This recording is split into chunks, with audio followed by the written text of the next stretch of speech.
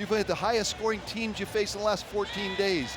You hold them to 3 points. I just said the Mona Lisa, the Rembrandt, the Sistine Chapel. Like this has got to be for a defensive coach the highest moment and the highest.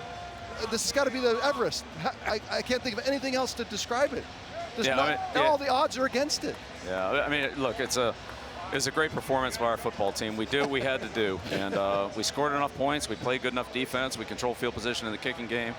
Steve made a big kick. Everybody contributed. It's just one of those. We got one of these teams that they find a way to win, and they played their best in the biggest games, and they certainly did that tonight. Yeah. You know, Coach, the first half, you know, the game was tight. And we knew just from history that you guys were going to go in, make some halftime adjustments. Talk to us about the halftime adjustments and how you were going to open up that running game in the second half.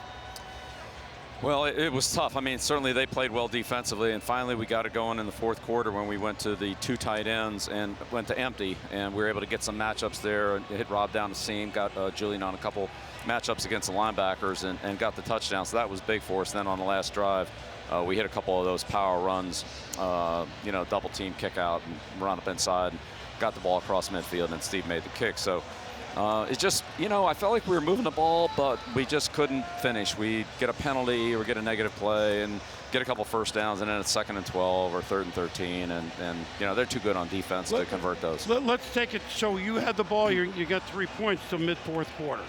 So what were the Rams doing that prevented the scoring? I mean, yes, you made some mistakes. What were they doing that surprised you a little bit, Coach? Well, they basically played zone on 1st and 2nd down and played man-to-man on 3rd down.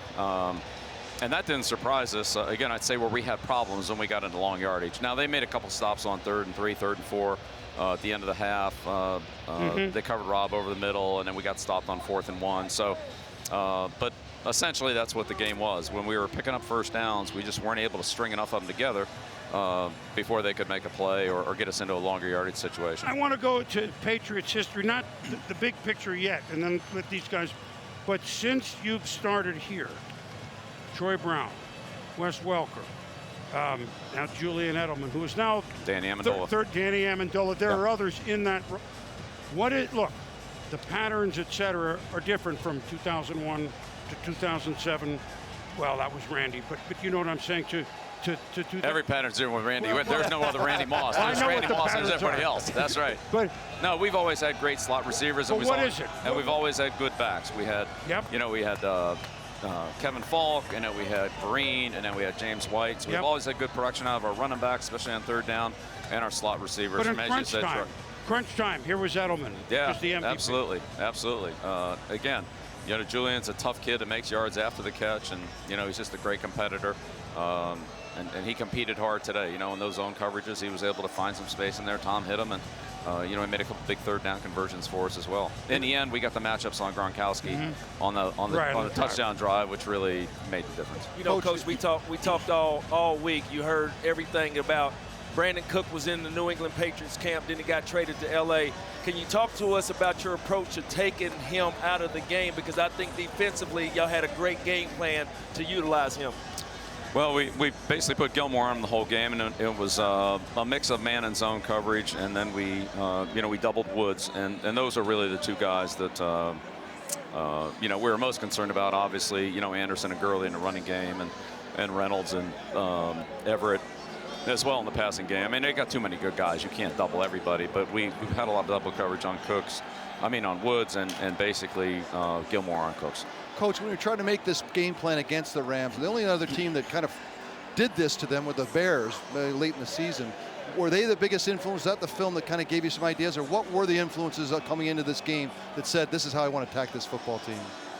Well, we just felt like we had to put something together that would neutralize the running game and their big play action passes on early downs. That's really where they've killed people all year, is the 120-some explosive plays that they've had. So we felt like if we could, you know, make them drive it, make them earn it, similar to what the Lions did to them, to make them, you know, just run a lot of plays and get them in 3rd down. We felt like we'd have a chance to get them off the field on 3rd down, and you know, ultimately we were able to do that. And really, the play of the game defensively was the blitz. When Brian Flores called the blitz, and Gilmore played the play perfectly and just went up and high pointed the ball, and that was obviously a big play for us in the game. And Coach, Tom is 41.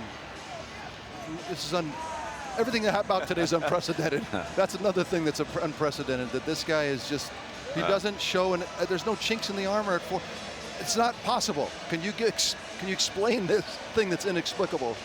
Well, nobody prepares harder than Tom. He has great anticipation and awareness, and he gets the ball quickly to the guys that have the best opportunity to make plays with it. So we know he's not going to make any yards with the ball in his hands. He's got to get it to somebody else, and he does that quickly and efficiently. So Tom's had a tremendous year, and again has played great at the biggest times. The touchdown drive at the end of this game, and the touchdown drive last week in Kansas City, and the start we had against the Chargers. So you just can't say enough about Tom Brady. He's a great football player. And a couple of 3rd and 1s. We were Randy and I were watching the game together. We were looking for that vaunted, now that he's a 1,000-yard back, Tom Brady 1-yard run. I mean, where was it? Well, they kind of took that away from us. So, and Dominican Sue and Donald might have something to do with it, right? Yeah. Coach, you're big on, and I know part of the answer because we've visited many times. It's for the history books, etc. And I'm not asking you to put, because you're not done, as has been documented. This is your 40th playoff game together with Tom in this run. You're obviously 9th Super Bowl, 6th win. There will be more chances. You certainly are going in every season like that. It's 2 decades. It's different players except for the quarterback. What makes it different? I know you'll say it's the players. He was with you a little bit. Randy can probably answer for me. But look, this is 2 decades of this. You're a football historian. Boomer, players win games. I'll tell you that. Players win games. You can't win games without good players. We got a lot of great players. But you can't win. Players can't win if they don't have good coaching. Well, Coach. They can't overcome bad coaching. I know that.